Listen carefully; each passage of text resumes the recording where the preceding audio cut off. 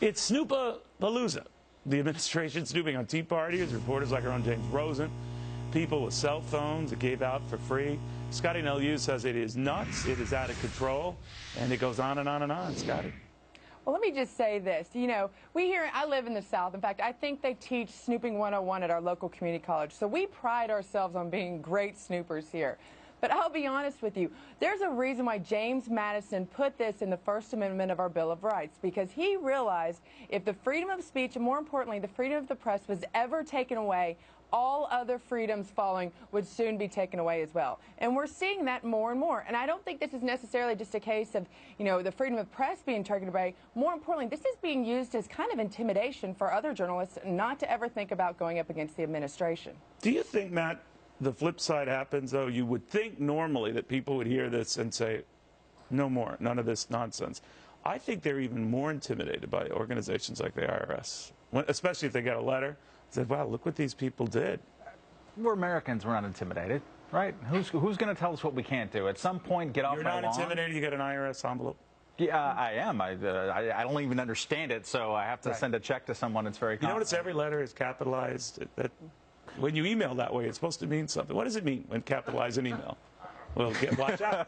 The punctuation, too. It means you're shouting. For me, is that what? Okay, gotcha. Journalists go to the First Amendment card for understandable reasons because it's applicable, but it's the Fourth Amendment that has really been eroded with all of this. It's the reasonable expectation to privacy. It is the rights to be protected against search and seizure. This has been systematically eroded in a bipartisan way over the last 40 years, especially with the drug war, but also in the last 12, 13 years with the response to 9/11. We have created this atmosphere in which now we have a Democratic president who is happy to preside over an apparatus that is snooping into millions, not tens of thousands, not tens, but millions of private individuals' phone records and cell phone records without us even being able to know whether or not the Justice Department or anyone else is doing it. That's frightening. That's the world that we lived in and that both parties have legislated into being. And until we unlegislate it, nothing is safe.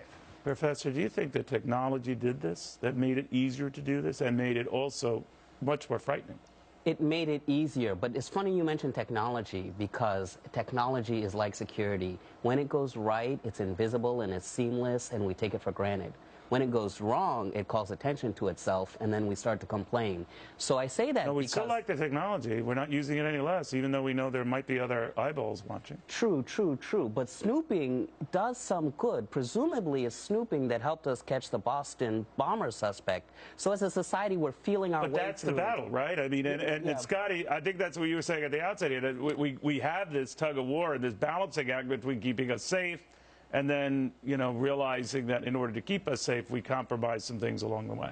Well, and with all due respect to my fellow panelists, I'm going to have to disagree. There is a huge, now granted, rights are rights, but there is a huge difference between the government listening in to somebody talking about their grandmother's cookie recipe and a journalist like those at Fox News who are known to really speak out against the Obama administration. And truly, you can see, you don't see this coming against some of the other networks that are very liberal leaning. You see this coming out against Fox and some of the key people at Fox. And Neil, I mean, honestly, if I were you, have you checked your phones being bugged?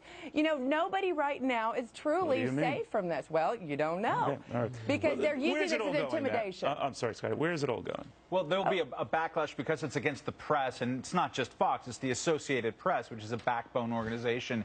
The press is self-interested, so they're going to fan the flames of this for a while. I don't know. The press professor was always saying, leak all you want when it came to stuff on Osama bin Laden, and we know we're not going to get in trouble because it makes the administration look good.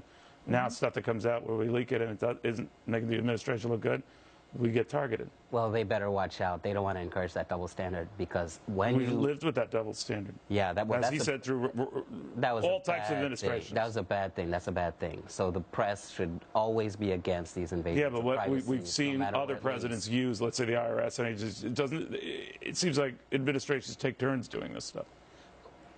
You're but right. never to this extent. It's bipartisan. It's bipartisan. Well, you're right. Not to this degree. Not to this but degree. We don't know. Is it a Watergate deal to you? No. Watergate deal to you? Here's the deal. Nixon would never have been. Nixon would, if we had the same press back then as we have now, we probably. We don't know. We don't know. Exactly. That was then. Who knows if it's now? Good night.